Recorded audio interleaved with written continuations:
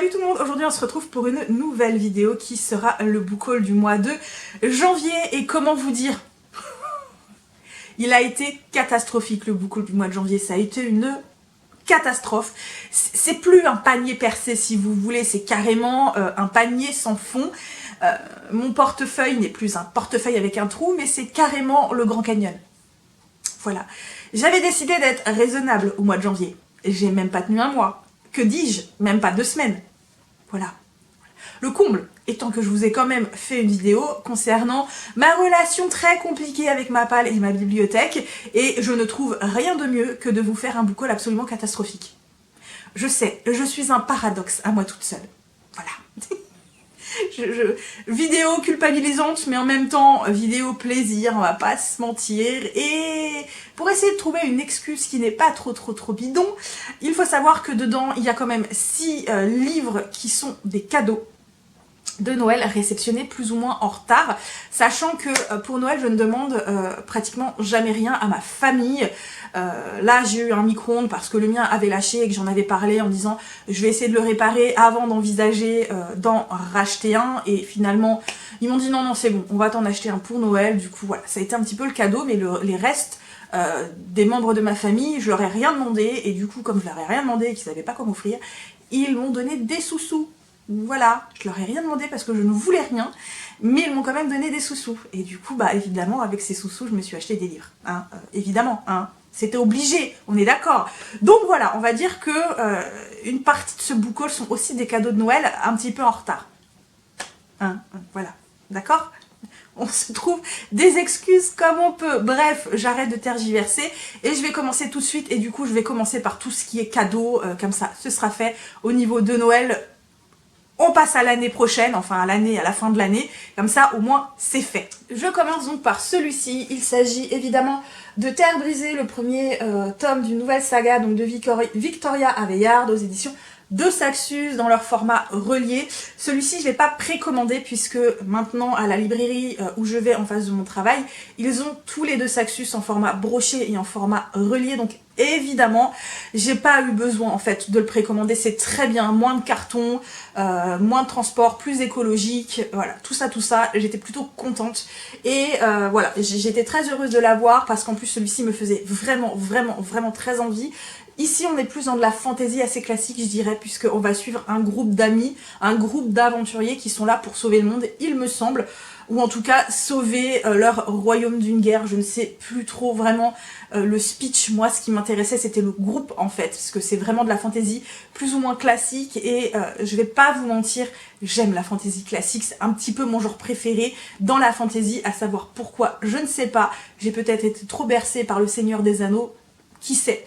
Mais voilà, j'étais très contente de l'avoir dans les mains et de cadeau, voilà, hein, clairement il est magnifique. Je me suis également procuré un livre du coup qui me faisait super envie parce que j'ai découvert l'autrice grâce à sa série Journal d'un assassin, qui était un space opéra SF que j'ai surkiffé d'un bout à l'autre. J'ai aimé tous les tomes de la saga. D'ailleurs, je ne désespère pas qu'elle sorte un tome 7 pour tout vous avouer.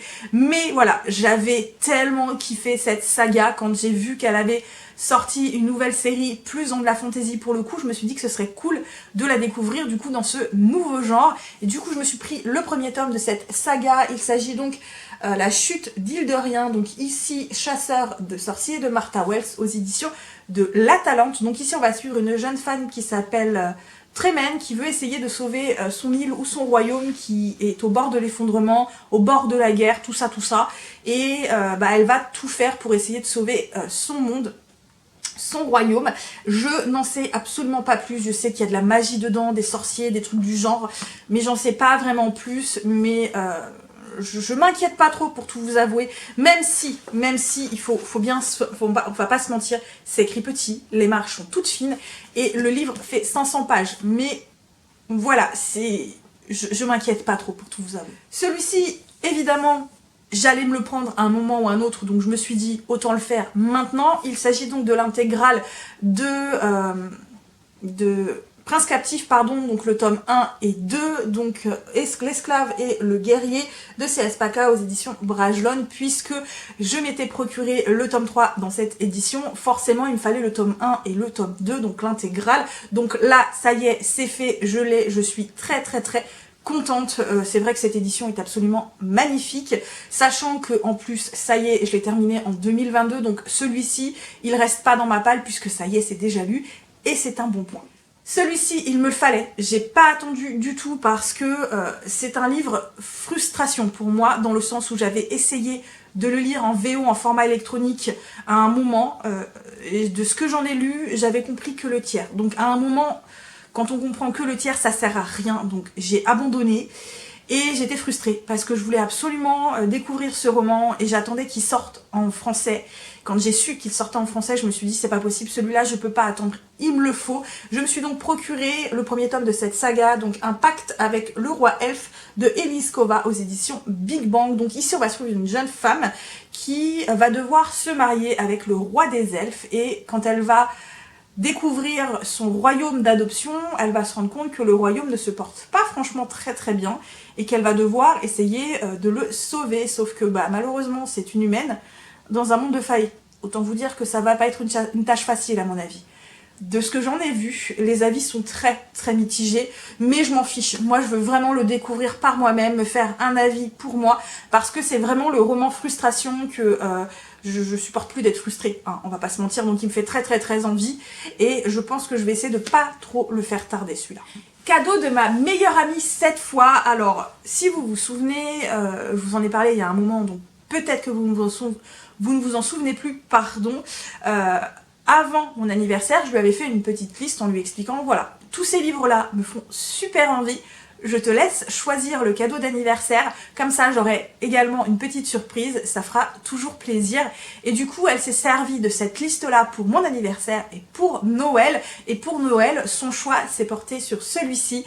Il s'agit donc du premier tome du Bureau des âmes, donc La Dame en noir de Phébé Leroyer-Roussel, et c'est de l'autopublication. Le livre est énorme, mais c'est écrit très gros et très large, donc ça devrait se lire assez vite. Donc ici, on est dans un univers de fantastique, il me semble, puisqu'on va suivre Mathieu Bonner, qui est le lieutenant à la brigade criminelle de Paris, qui enquête avec son coéquipier sur une série de meurtres qui ont lieu depuis 1 an sur Paris, qui n'arrivent pas à résoudre, et manque de bol, cette enquête va avoir la peau de son collègue, qui va mourir pour je ne sais quelle raison.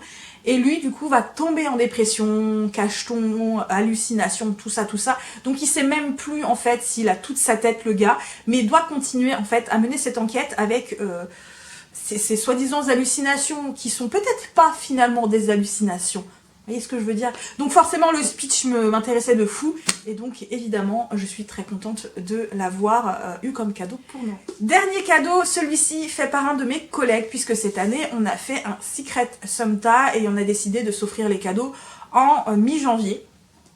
Et donc, mon collègue, me connaissant, m'a offert ceci. Oui, le tome 4 du Sommet des Dieux de Jiro Taniguchi et Baku Yumemakura aux éditions Kana, donc dans cette édition que j'aime énormément. Il me reste plus que le tome 5 et 6 à avoir.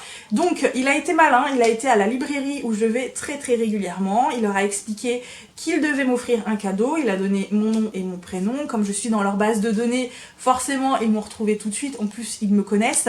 Et ils m'ont dit, ah bah voilà, elle a acheté ça, on l'a le tome suivant dans la librairie.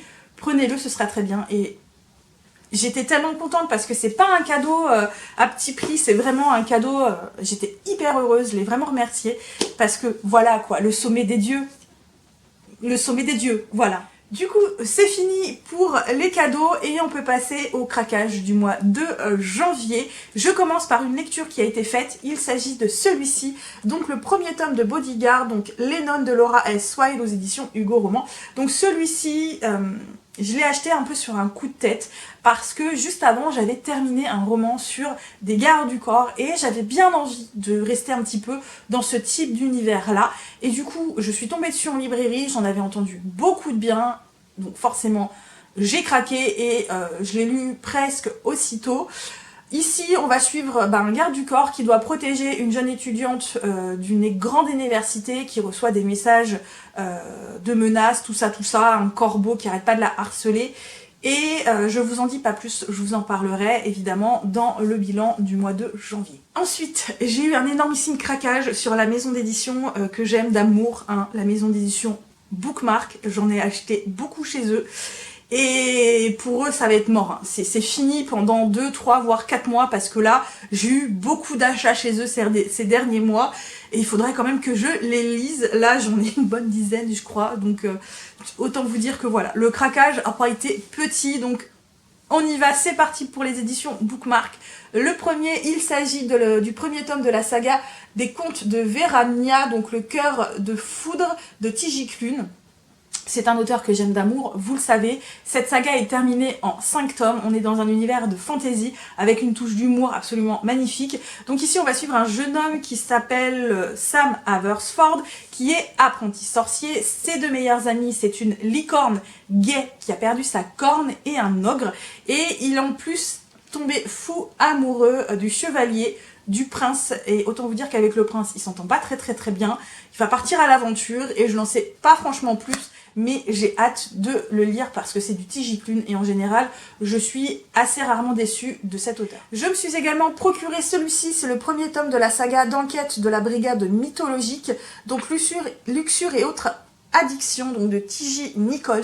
Donc ici, on va suivre une brigade d'enquête qui est censée faire le lien entre les animés créatures fantastiques et l'humanité normale, puisque de ce que j'en sais, les scientifiques ont fait de la merde et ont brisé en gros la frontière qui séparait les 2 mondes, et le monde des créatures fantastiques s'est complètement effondré et donc ils se sont retrouvés sur Terre.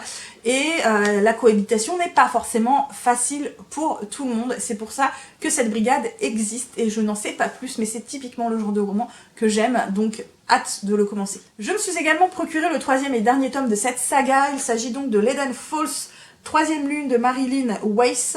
Ici, on est dans un univers bitlit puisqu'on va suivre un jeune homme qui enquête sur la disparition ou la mort de sa sœur, je ne sais plus, et il n'a jamais désespéré de trouver réponse à ces questions, et du coup ça va l'emmener dans un petit patelin où des choses un petit peu bizarres se passent, et je ne vous en dis pas plus. J'ai acheté le 3e tome parce que j'ai les 2 premiers dans ma pile à lire et que j'ai l'intention de lire cette saga cette année, et j'ai décidé que quand je commençais une saga qui ne comporte pas plus de 3 tomes, je la termine dans l'année. Voilà, on va essayer de s'y tenir, et comme j'ai vraiment envie de commencer cette saga cette année, il me fallait forcément, avec cet objectif, le 3e tome. Un one-shot, mais avec une autrice qui pour moi est une autrice doudou. Il s'agit des mots oubliés de Lily Haim. Donc ici, c'est de la romance, hein. Lily Haim est une autrice de romance que j'aime d'amour, qui pour moi est une valeur sûre.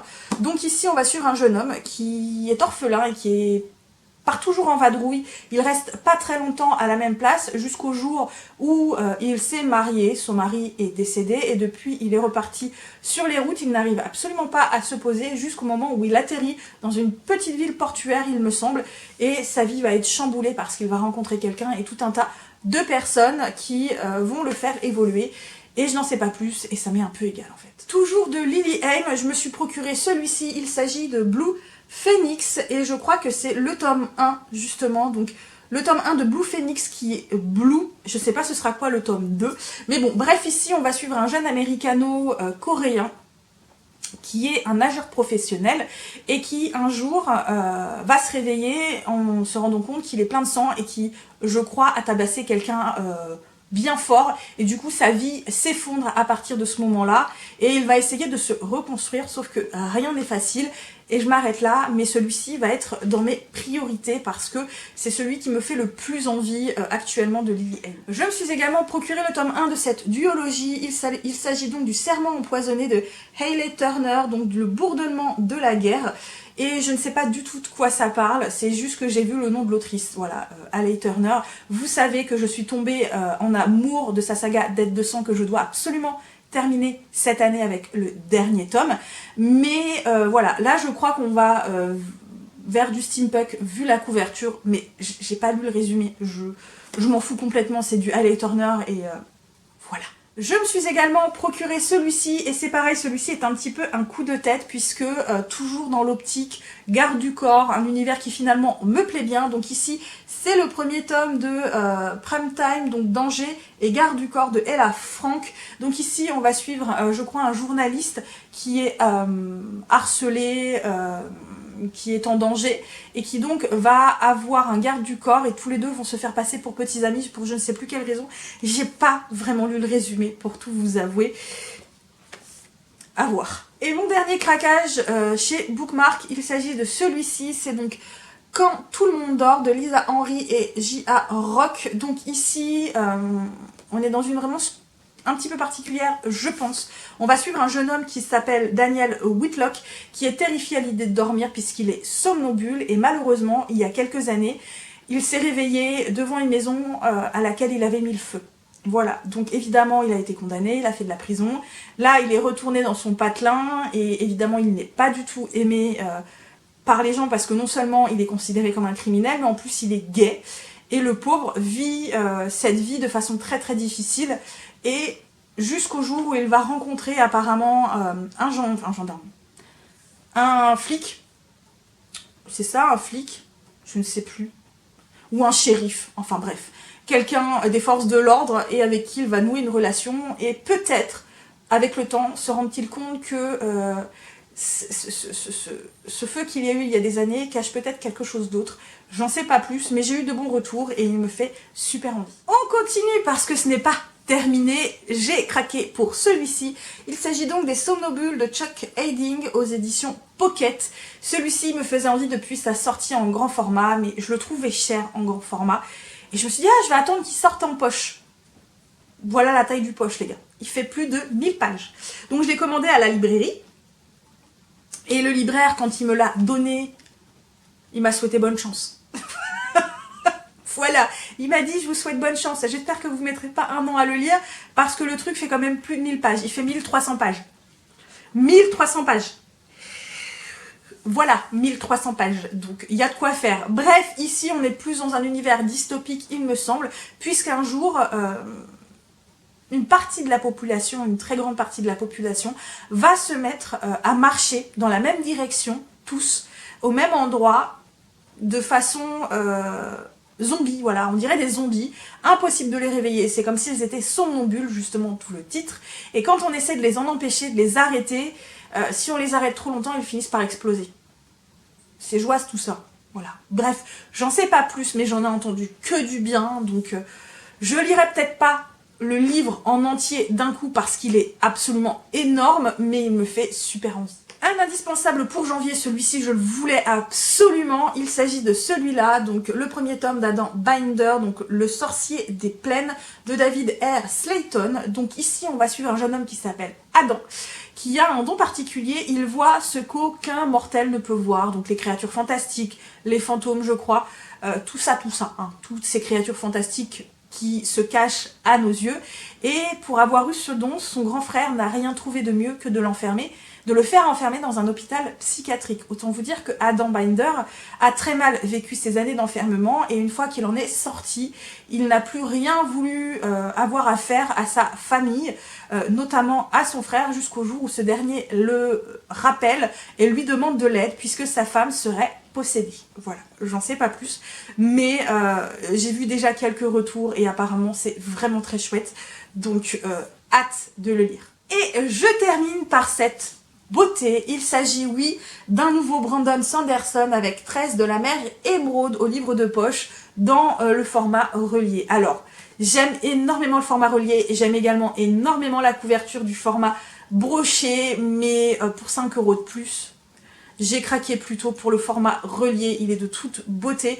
Celui-ci, je vais essayer de le commencer après la trilogie de Cœur d'acier, parce que j'ai lu le tome 2, que je vous présenterai évidemment dans le bilan du mois de janvier, et je vais pas tarder à m'acheter le tome 3 pour terminer cette saga assez rapidement, et ensuite je prendrai celui-là, je pense. Donc ici, on va suivre une jeune femme qui est une servante, qui est très fortement éprise d'un fils de noble, il me semble, et qui, le jour de la disparition de ce jeune homme, on ne sait où, va décider de partir à sa recherche. Je n'en sais pas plus, j'ai déjà vu de très bons retours dessus, et j'ai très hâte de le commencer, il me fait super envie, et voilà, et ça a été mon dernier craquage du mois, pour tout vous avouer. Et voilà, j'en ai du coup terminé pour cet énormissime book haul, mais énorme. Et en plus, cette vidéo me porte malheur parce que je l'avais déjà tournée, sauf que je n'ai rien trouvé de mieux que de supprimer la vidéo. C'était ma punition en fait pour ne pas avoir été raisonnable au mois de janvier. Je pense que c'est ça, ça a été la punition. Bref, du coup, cette fois j'ai réussi à tourner la vidéo. Croisons les doigts pour que je ne la supprime pas encore, hein, clairement. En tout cas, j'espère qu'elle vous a plu. N'hésitez pas à me dire si vous avez lu certains des romans, si vous les avez aimés ou non, ce que vous auriez aimé dedans ou pas. N'hésitez pas non plus à me laisser des petits pouces bleus, ça fait toujours plaisir. N'hésitez pas à vous abonner si l'envie vous en vient, à me suivre également sur d'autres réseaux sociaux, notamment Instagram, à partager la chaîne, la vidéo, mon compte Instagram. Moi, comme toujours, du coup, je vais vous souhaiter de très bonnes lectures. À très bientôt pour une nouvelle vidéo. Et surtout, comme je vous le répète, mais qui est très important, prenez bien soin de vous. Bye bye.